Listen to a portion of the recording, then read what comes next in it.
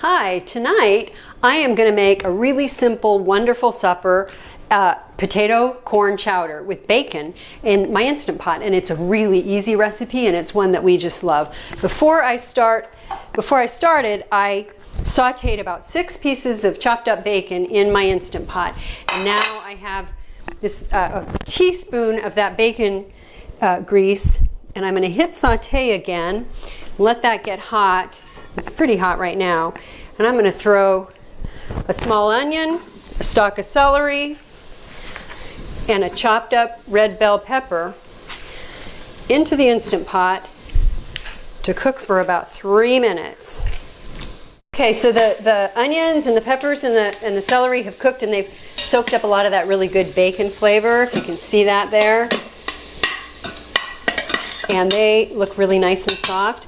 Now what I'm going to do, I've chopped up about 5 medium-sized new potatoes. And when I use new potatoes, red or yellow new potatoes, I just scrub them really good, and I do not peel them because I'm lazy, and it tastes just fine that way.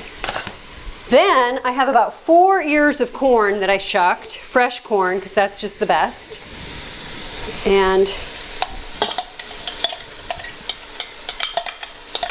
throw that in there. Let that cook a little bit. And now what I'm going to do is spice this up. I'm going to put a little bit of smoked paprika in there, about ½ a teaspoon, which I always measure with my hand, of ground coriander, and about 1/4 of a teaspoon of cayenne pepper. Cook that up a little bit to just mix it in real good with the other vegetables. And now I am going to add about 3½ cups of chicken broth. You could use vegetable broth if you want to. So that's going in there. That's covering everything up. I'm going to put a little bit of this bacon back in here, and the rest of this crumbly bacon I'm going to save to put on top of the soup when it comes out. All right. So now it's time to put on my lid. It's in the sealing position, and I'm going to hit manual and set it to 4 minutes. And in 4 minutes, we'll be ready for our next step. Okay, so right now we're done with the pressure cooking, and now we're going to have about a 10-minute natural release before I let the steam up.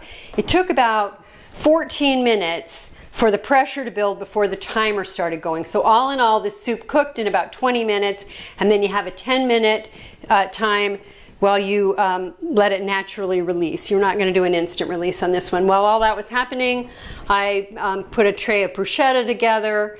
So it's going to be kind of a soup and sandwich kind of dinner, which we really, really like.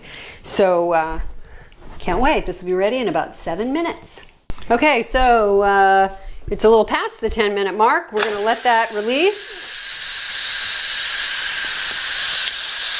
I like this soup because it is a creamy soup, but it doesn't have too much cream. As soon as that steam releases, I'm going to add about ½ a cup of half and half to the broth. So it's going to taste nice and creamy, but it isn't like it's just steeped in a lot of cream. Okay, so all that steam is released. Open that up. Oh my goodness, that looks good. It smells really good. All that beautiful fresh corn in there. Oh my gosh. And those nice red peppers to give it some color. Now what I'm going to do is I'm going to pour in this half and half. Like I say, about ½ a cup. And that starts to just look like this beautiful cream soup. And I'm going to pour in the rest of the bacon, which is nice and crispy. And hit this, turn this off, and then I'm just going to let that saute for about 2 or 3 minutes to let that thicken up. And while that's cooking, I'll stick my bruschetta under the broiler, and it'll be just perfect. Perfect timing. Okay, so this is cooked for about 3 minutes. I'm going to turn that off now. My bruschetta is all ready to go. I made a couple of green salads there, and we are ready to have dinner. And you just scoop a little bit of that into your soup bowls. If you like, which we usually do, you can sprinkle a little grated cheese on top. Salt and pepper to taste, and you have a fantastic dinner. Thank you for watching. Hope you will try this at home, and I hope that you love your Instant Pot as much as I love mine.